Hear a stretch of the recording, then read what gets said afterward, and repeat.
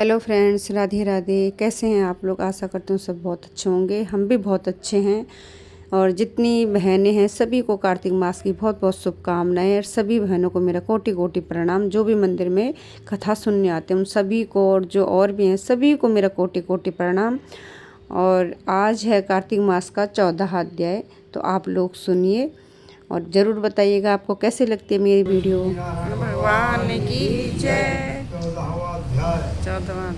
नारद जी बोले कि हे राजन, तब उसको इस प्रकार धर्मपूर्वक राज करते हुए देखकर देवता शुद्ध हो गए। उन्होंने देवादेव भगवान शंकर का मन में स्मरण करना आरंभ कर दिया। कितने ही प्रकार से स्तुति की, तब भक्तों की कामना पूर्ण करने वाले भगवान शंकर ने नारद जी को बुला करके देव कार्य करने की इच्छा से उनको देवपुरी भेजा। शंकर भक्त नारद भगवान शंकर की आज्ञा से देवपुरी में गए। इंद्रादि सभी देवता व्याकुल होकर शीघ्रता से उठकर श्री नारद जी की स्तुति करने लगे। उत्कंठा भरी दृष्टि से सबने नारद जी की ओर देखा। सबने अपने सब दुखों को कहकर उन्हें नाश करने की प्रार्थना की। नारद जी ने कहा कि मैं कुछ जानता हूँ, इसके लिए अब मैं दैत्यराज जलंधर के पास जा रहा हूँ। ऐसा कहकर और देवताओं को आश्वस्त कर श्री नारद जी जलंधर की सभा में आए। जलंधर ने श्री नारद जी के चरणों की पूजा करके हंसते हुए कहा, हे ब्राह्मण, कहिए आप कहाँ से आ रहे हैं और कहाँ कहाँ पर आपने क्या क्या देखा है? यहाँ कैसे आए हैं? मेरे योग जो सेवा हो उसके लिए आज्ञा कीजिए।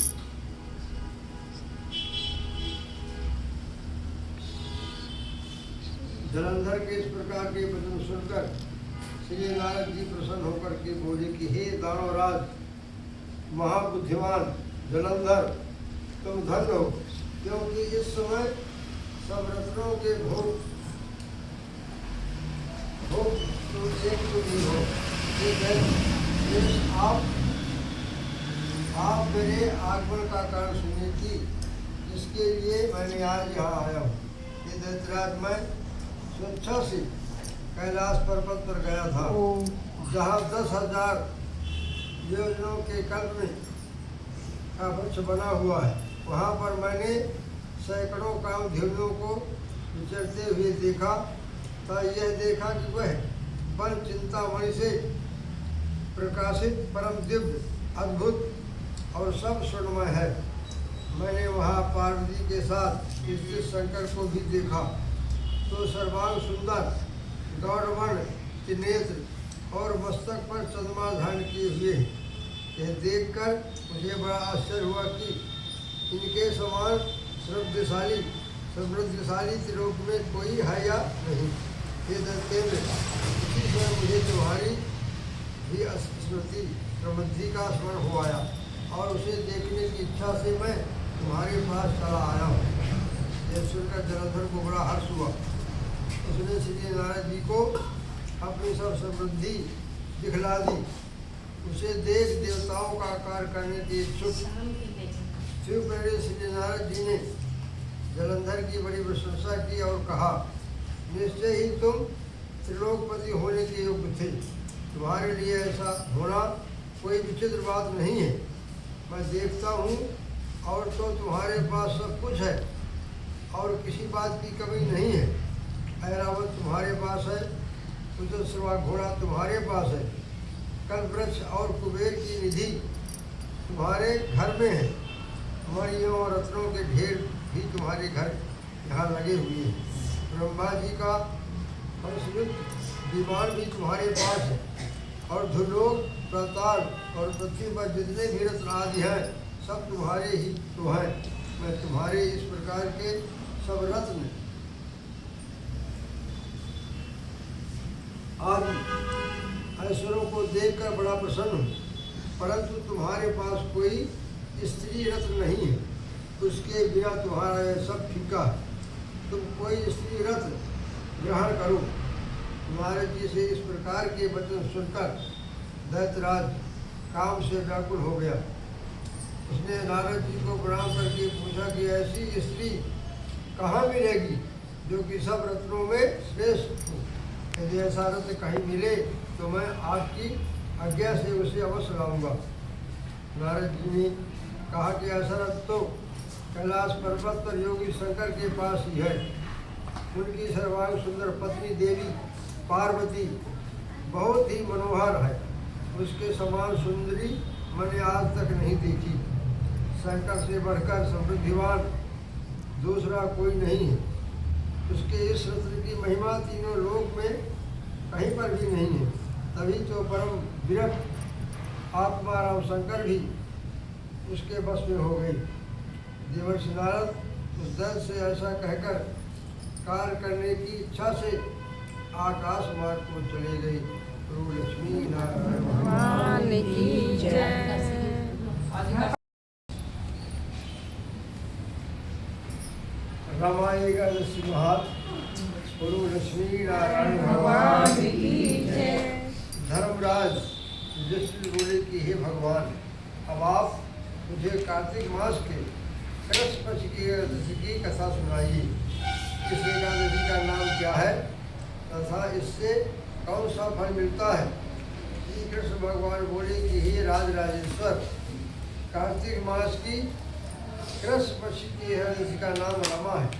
इसके व्रत से समस्त पाप नष्ट हो जाते हैं। इसकी कथा इस प्रकार है। प्राचीन काल में कुंद नाम का एक राजा राज करता था। उसके इंद्र वरुण कुबेर विभीषण आदि मित्र थे। वह सत्यवादी तथा विष्णु भक्त था। उसके एक उत्तम चंद्रभागा नाम की लड़की उत्पन्न हुई। उसने उस लड़की का विवाह राजा चंद्रसेन के पुत्र शोभन के साथ किया। एक समय जबकि वह अपनी ससुराल में थी, एक एकादशी पड़ी।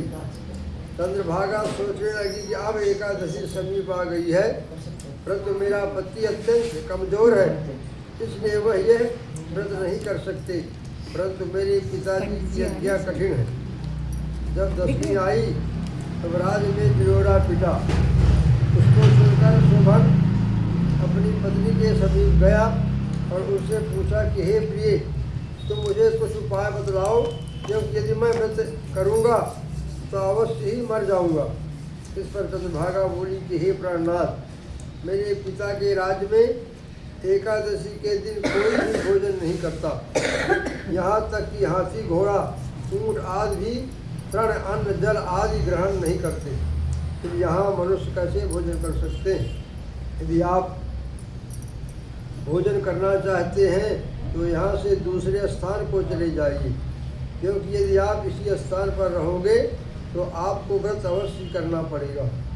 इस पर शोभन बोला कि हे प्रिय, आपका यह कहना बिल्कुल उत्तम है, मैं अवश्य ही करूँगा। भाग्य में जो लिखा है वही होएगा। ऐसा विचार करके उसने एकादशी का व्रत किया और सूर्य भगवान भी अस्त हो गए और जागरण के लिए रात्रि हुई। वह शोभन को दुख देने वाली थी। दूसरे दिन प्रातःकाल से पहले शोभन इस संसार से चल बसा। राजा ने उसके मृतक शरीर को दहन करा दिया। चंद्रभागा अपनी पति की आज्ञानुसार अग्नि में दहन न हुई, परंतु पिता के घर रहना उत्तम न समझा। रमा एकादशी के व्रत के प्रभाव से उसे मंदराचल पर्वत पर धन धान से युक्त तथा शस्त्रों से रहित एक उत्तम नगर प्राप्त हुआ। एक समय मुस्कुंद नगर में रहने वाला एक सोम शर्मा नाम का ब्राह्मण तीर्थ यात्रा के लिए निकला। उसने घूमते घूमते उसको देखा। उस ब्राह्मण ने उसको अपने राजा का जमाई जानकर उसके निकट गया। राजा शोभन ब्राह्मण को देखकर आसन से उठ खड़ा हुआ। अपने ससुर तथा स्त्री चंद्रभागा की कुशलता को पूछने लगा। सोम शर्मा ब्राह्मण बोला कि हे राजन, हमारे राजा कुशल से हैं व आपकी पत्नी चंद्रभागा भी कुशल है। अब आप अपना वृत्तांत बतलाइए। मुझे यह बड़ा आश्चर्य है कि ऐसा विचित्र और सुंदर नगर आपको किस प्रकार प्राप्त हुआ। शोभन बोला कि हे ब्राह्मण, यह सब कार्तिक मास की कृष्ण पक्षी की रमा एकादशी के व्रत के प्रभाव से है।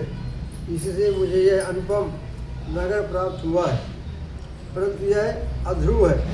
इस पर ब्राह्मण बोला कि हे राजन, यह अध्रुव क्यों है और ध्रुव किस प्रकार से हो सकता है, सो मुझे समझाइए। मैं आपके कहे अनुसार ही करूँगा। आप इसमें किंचित मात्र भी झूठ न समझो। शोभन बोला कि हे ब्राह्मण, मैंने श्रद्धापूर्वक व्रत किया था, उसके प्रभाव से मुझे यह नगर प्राप्त हुआ है। इस वृत्तांत को राजा मुचकुंद की पुत्री चंद्रभागा से कहोगे तो इसको ध्रुव बना सकती है।